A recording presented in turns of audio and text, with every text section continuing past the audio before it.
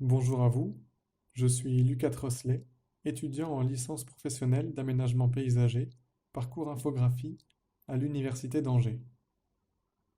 Dans le cadre d'un projet tutoré, j'ai participé à la création d'un outil pédagogique mobilisant la réalité virtuelle appliquée au paysage. Le présent exposé se structurera de la manière suivante. Tout d'abord, l'analyse et les contextes.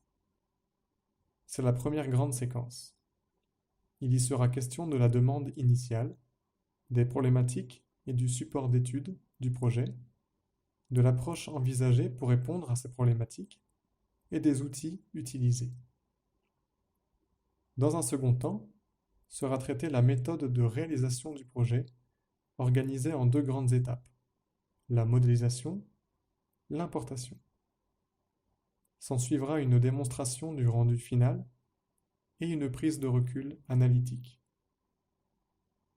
Pour terminer, la conclusion répondra aux problématiques et proposera une ouverture.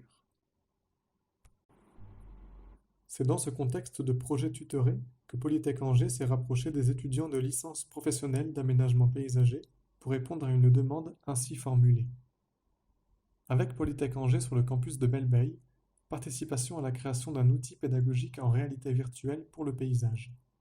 Création d'un scénario adapté, modélisation sur SketchUp, importation sur Unity.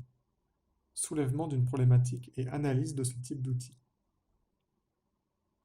Cette demande a donc pour objectif de faire se rencontrer la technologie de la réalité virtuelle et la filière paysage. Restait donc à savoir sur quel terrain organiser cette rencontre.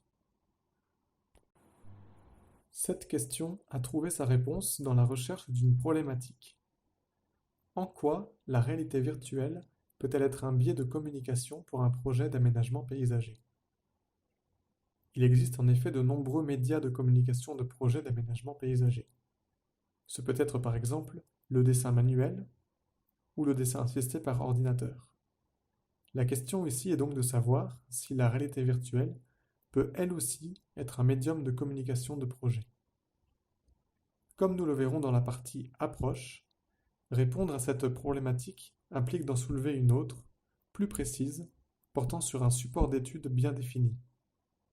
Il a été décidé de travailler sur un aménagement déjà conçu, réalisé et usité. Ce projet ne traite donc pas de la conception paysagère d'un aménagement non encore existant, mais bien de la représentation d'un espace existant. Conformément à la demande, cet espace appartient au campus de Belle-Beille de l'Université d'Angers. Par ailleurs, ce projet s'inscrit dans la continuité d'un projet réalisé en 2018 par le LabUA et M. Louisy, l'enseignant tuteur du présent projet. Le LabUA avait en effet entrepris la modélisation virtuelle du campus de Belle-Beille en détaillant certains bâtiments. Ainsi, dans la même optique, le présent projet tutoré se concentre sur l'un des aménagements de Belle-Beille, de l'autre côté du boulevard Lavoisier, l'IUT d'Angers-Cholet. C'est donc cet établissement, et principalement ses aménagements extérieurs, qui ont été le support d'étude. La seconde problématique, plus précise, se formule de la manière suivante. Comment représenter l'IUT d'Angers-Cholet de façon immersive? La raison pour laquelle ce projet mobilise deux problématiques réside dans le choix de son approche. En effet, deux approches permettent de répondre à la problématique initiale, l'approche rationnelle et l'approche empirique. Selon l'approche rationnelle, l'on part de la problématique initiale, puis l'on mène un certain nombre d'analyses. Dans un premier temps, on évalue les avancées technologiques actuelles en matière de réalité virtuelle, puis on analyse une demande de projet d'aménagement paysager émanant d'un client. Enfin, ce dont on va surtout se préoccuper, c'est du rapport qui lie ces deux éléments. À partir de ces analyses, un certain nombre de conclusions pourra s'établir. Cependant, cette approche reste très théorique et peut négliger certaines réalités du terrain. L'approche empirique se base essentiellement sur l'expérience personnelle pour répondre à la problématique initiale. Non sans négliger les analyses menées par l'approche rationnelle, La différence se situe au niveau du rapport qui lie la technologie de la réalité virtuelle et la demande d'aménagement paysager. Un support d'étude sera proposé pour mettre à l'épreuve les conclusions apportées par l'approche rationnelle. Ce support d'étude mobilisera sa propre problématique, dont les réponses apporteront mécaniquement des conclusions satisfaisantes pour répondre à la première problématique. C'est donc sur cette approche que le projet se concentre le plus. La dernière partie de la séquence analyse et contexte porte sur les outils employés. Comme suggéré précédemment dans l'analyse de la demande, deux outils principaux ont été utilisés. SketchUp, pour le premier d'entre eux, est un logiciel de création de modèles et de maquettes virtuelles dont les rendus sont exploitables par d'autres logiciels. Très familier des filières de l'architecture, de l'urbanisme et du paysage, il est accessible et très intuitif. Le second grand outil de ce projet est le logiciel Unity. C'est un programme de développement de jeux vidéo. On parlera plutôt de moteur de jeu multiplateforme, puisqu'il permet le développement de jeux vidéo pour tout type de support. PC, console, smartphone, web et bien entendu, système de réalité virtuelle.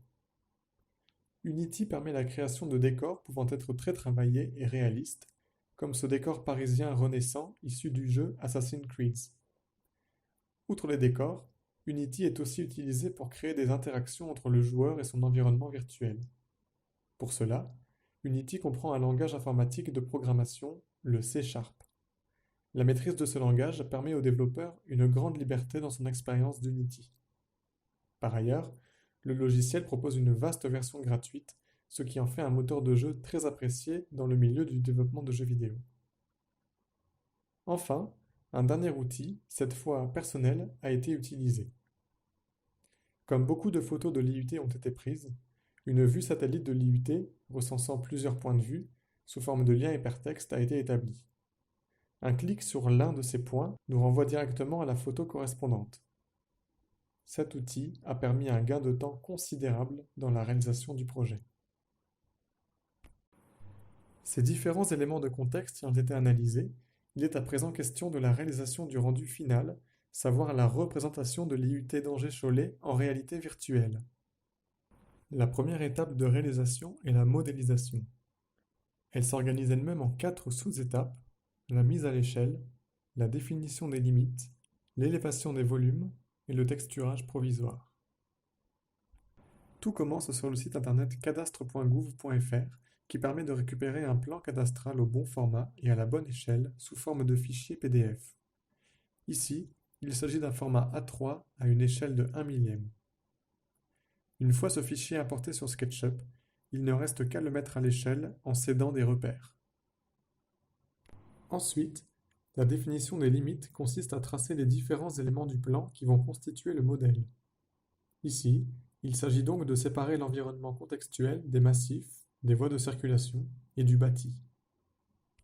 En ce qui concerne l'élévation des volumes, le plan cadastral ne renseigne pas sur ces derniers. C'est donc sur la base de plans DWG issus d'AutoCAD et de vues en relief de Google Satellite que les éléments en volume ont pu être représentés et détaillés. Aussi, un certain nombre d'objets 3D ont été ajoutés. Ces objets sont issus de la 3D Warehouse de SketchUp, excepté la rampe PMR qui a été modélisée personnellement. Bien que les volumes soient représentés, il a été choisi de ne pas développer les reliefs du site.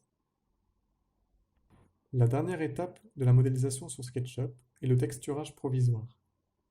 Il vise à assigner à chaque élément, ou plutôt chaque groupe d'éléments, une texture ou une couleur spécifique. Voici la modélisation texturée, prête pour l'importation sur Unity. Les avantages du texturage provisoire sont les suivants: la bonne distinction des éléments, l'organisation automatique des éléments par texture, et le gain de temps à l'importation. Ce texturage est dit provisoire car les textures définitives seront ajustées sur Unity. Après la modélisation vient l'importation. On change de logiciel et de méthode, mais cette étape peut elle aussi se subdiviser en 4 sous-étapes: le texturage final, la résolution des problèmes, la végétalisation et l'ajout d'objets 3D, et la définition des ambiances. Comme précisé précédemment, le texturage provisoire sur SketchUp permet un gain de temps à l'importation, puisque les textures de SketchUp sont conservées sous Unity. De fait, l'organisation des éléments du modèle est elle aussi conservée.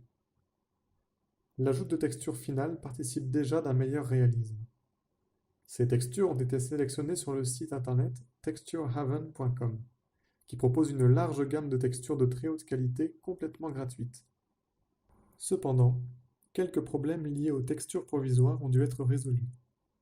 Ici, on constate un problème de chevauchement de textures issu de la modélisation. Ce problème n'étant pas solvable sur Unity, il fallait à chaque fois retourner sur SketchUp pour le résoudre, s'assurer de sa résolution, puis réimporter le modèle sur Unity et recommencer le texturage final. Plusieurs séances de travail ont servi à résoudre ces problèmes de texture. La prochaine sous-étape concerne l'habillage du modèle. Ce dernier s'est réalisé à l'aide d'éléments 3D, végétaux et objets issus de l'Asset Store d'Unity, une plateforme en ligne solidaire du logiciel qui propose tout un panel d'objets et de fonctionnalités utilisables sur le moteur de jeu. Avec l'habillage des végétaux et des objets 3D, le réalisme de la scène monte encore d'un cran. On reconnaît de plus en plus l'IUT. En termes de végétaux, ont été utilisées 5 essences d'arbres, et en particulier le conifère, pour faire écho aux nombreux grands pins sylvestres présents sur le site de l'IUT. Aussi, 3 espèces de vivaces et d'herbacées ont pu créer une deuxième strate végétale. Pour les objets 3D, ce sont des bancs et un véhicule qui ont été ajoutés. Enfin, les ambiances.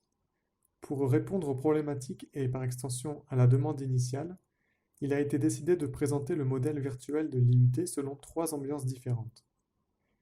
C'est ainsi qu'en partant de la scène de base, une scène estivale, et en faisant varier les couleurs, la lumière et la couleur de lumière, on peut obtenir une scène automnale. En faisant varier par contre le ciel virtuel et la lumière, on parvient à une scène nocturne. Ces 3 changements d'ambiance ont pour finalité de modifier le regard qu'aurait un visiteur sur la même scène. À présent, voici une démonstration du rendu final. Pour faciliter l'immersion et permettre une expérience au plus proche possible de la subjectivité de l'utilisateur, un personnage comportant une vue à la première personne et provenant de l'Asset Store d'Unity a été utilisé. Ce personnage inclut des mouvements rappelant ceux de la marche, la possibilité de sauter, de sprinter et des bruits de pas. La présente scène, la scène d'été, est la scène par défaut, sur laquelle arrive l'utilisateur. Une touche du clavier a été assignée au changement de scène pour passer à l'automne. Comme mentionné précédemment, c'est le changement de couleur et de lumière qui permet cette nouvelle ambiance.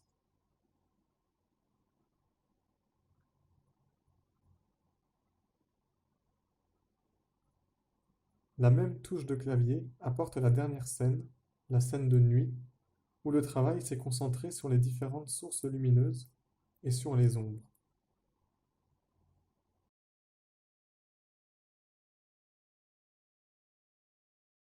La prise de recul sous forme d'autocritique s'évertue à analyser les résultats du projet en prenant en considération les recalibrages qui ont été nécessaires. Les résultats ont été évalués selon 3 domaines: la forme de rendu, l'organisation et les approfondissements. En termes de forme de rendu, la réponse à la demande initiale est présentée sous forme de livrable directement exploitable ou améliorable par quiconque possède le fichier Unity. En revanche, ce fichier aurait pu être optimisé pour, par exemple, réduire sa taille. Niveau organisation, la segmentation du travail en fonction des logiciels en 2 grandes étapes, modélisation et importation, était intéressante, mais une division en plus de sous-tâches aurait pu permettre une plus grande précision. Pour les approfondissements, la création d'une commande de changement de scène a été un bon exercice de programmation, même si une étude plus approfondie des interactions aurait été bénéfique au projet.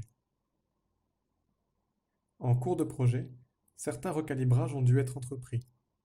En effet, des prises en charge initiales de certaines composantes du projet, par exemple les interactions, la création d'un menu de sélection, se sont avérées très ambitieuses et ont dû être révisées.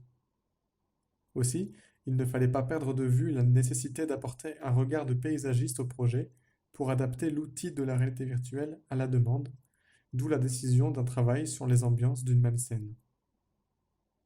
Pour conclure, voici les réponses aux problématiques du projet et une ouverture quant à la technologie de la réalité virtuelle appliquée au paysage.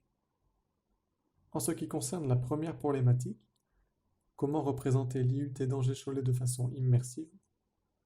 Eh bien, en analysant les enjeux et composantes d'une telle représentation et en proposant un plan d'action organisé en deux grandes étapes que sont la modélisation et l'importation.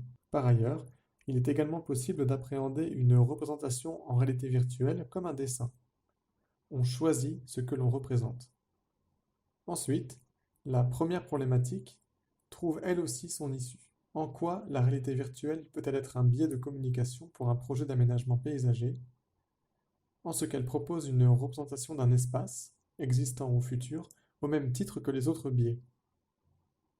En ce qu'elle soutient l'intention conceptuelle et créatrice du paysagiste pour répondre à la demande de son commanditaire.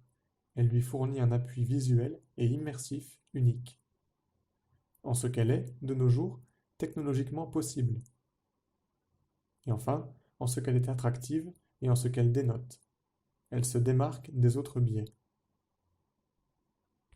Pour ouvrir le sujet, posons-nous la question de l'intégration et de la démocratisation des nouvelles technologies à la filière paysage. Attention à la cohérence entre ce que l'on présente et ce que l'on livre.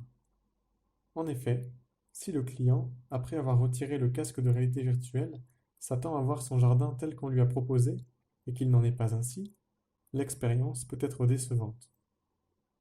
Enfin, comme l'a souligné M. Louisi, la crise sanitaire de cette année 2020 est sans doute l'occasion d'ouvrir la filière paysage à de nouvelles pratiques. Je vous remercie pour votre écoute.